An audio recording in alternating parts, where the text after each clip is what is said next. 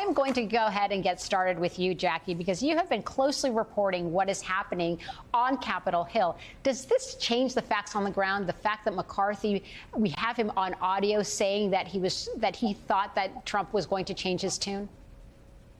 Yeah, Maria, I'm not sure it changes the facts on the ground in terms of the relationship between former President Trump and Minority Leader Kevin McCarthy, because as we reported on Friday morning, they quickly spoke on the phone after the audio tapes were leaked and essentially came to the conclusion that the former president was still fine with, as he has affectionately called him before, my Kevin, and told advisors that basically he thought this story was good for him and showed his iron grip that has continued to really run the Republican Party. That being said, I think when Minority Leader McCarthy comes back to Washington this week, he's still going to have a lot of questions to answer, not just to the media, but I think to some members who find this episode embarrassing and also relitigating a lot of the past that they had really tried to put behind them. As one member told me on Friday when we were sort of frantically surveying the House GOP conference in the aftermath of this audio, this was almost having PTSD listening to that audio, because that is exactly where the conference was at the time. There were discussions about the 25th Amendment. People were very upset with Trump, and that when Minority Leader McCarthy did eventually go down to Mar-a-Lago and that now infamous picture of the two of them cheesing came out, it was a bit of whiplash for many in the conference.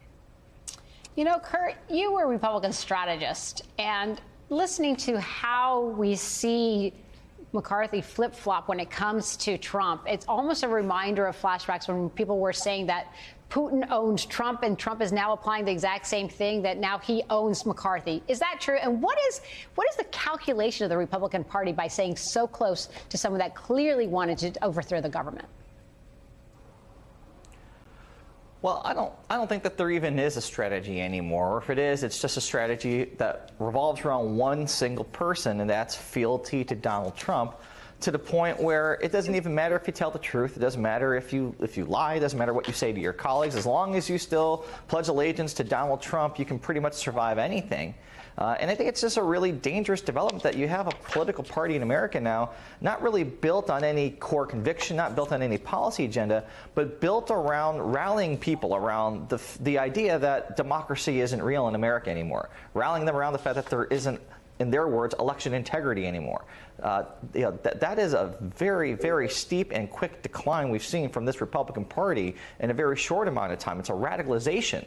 And it's a cancer that has metastasized all throughout it. And the fact that these lawmakers, after a domestic terrorist attack in their own backyard, couldn't find the gumption to do the right thing, which they all knew what the right thing was. They talked about it with each other, but they still couldn't actually move forward and do anything publicly, tells you how far gone they are.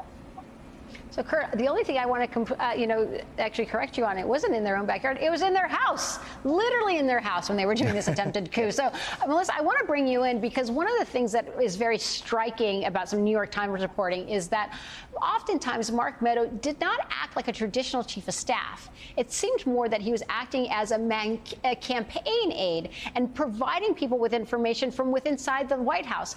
We know that tons of federal laws exist on the books where you can't actually do that. You cannot play that role inside a White House. Can you speak about what might happen to Mark Meadows if this is actually revealed that some of this stuff was taking place inside the White House for political gain?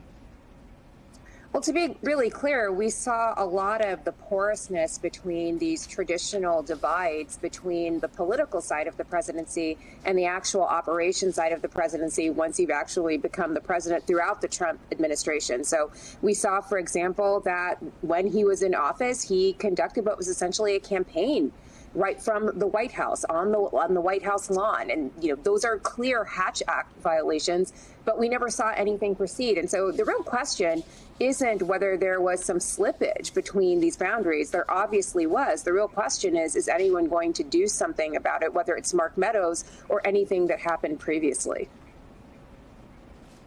So I want to go back to you as a professor of law. What can we expect now? Is the Department of Justice finally going to step in? I mean, I think this is the question everyone has, right? So the January 6th Special Committee has been doing their investigative work. They've held certain individuals who have been recalcitrant in contempt and referred them to the Department of Justice. The Department of Justice is doing its own investigation. And again, I think that's the question that most Americans are asking. Is there actually going to be accountability, serious accountability around what happened on January 6th? The Special Committee is part of that process, but again, its remit is investigative and oversight oriented. It's not about punishing people for what they did. That really falls squarely in the domain of the DOJ, and I think everyone's waiting to see what will happen there. Jackie, one last question for you. Congressman Jamie Raskin says the committee's work will, quote, blow the roof off the House when public hearings start in June. What are you watching in the wake of this? Yeah, well, I mean, already just last night, we got a ton of new information in what was simply a court filing.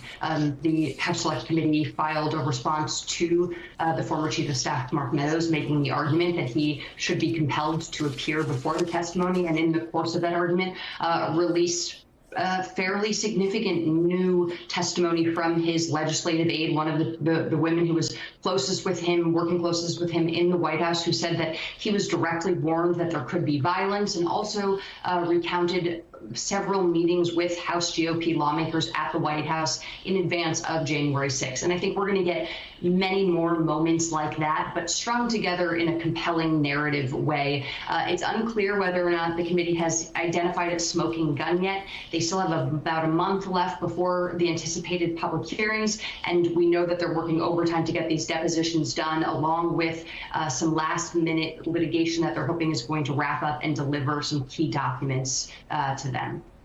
I mean, the web starts getting much more intricate. You have testimony from his family. You have the DOJ, former DOJ officials. You have Oath Keepers now coming forward. You have his own staff. It does seem like everything is coming in closer, and trying to figure out, I think, most of Americans, myself included, is what else are they waiting for?